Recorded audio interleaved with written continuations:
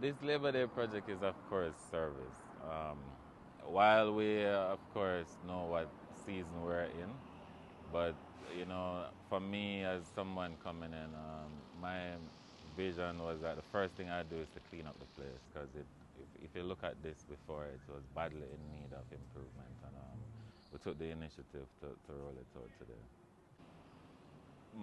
My mission is to actually bring people together. This project and the maintenance program involve persons from different areas of the constituency as a means of providing means of employment and some amount of income.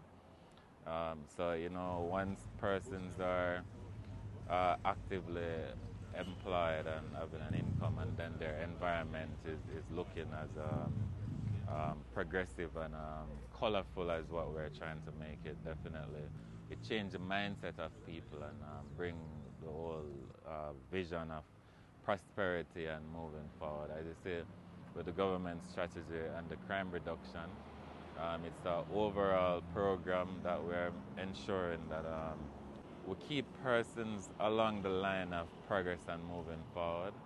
And these things benefit young people especially to stay away from crime and activities that are not in line with moving forward.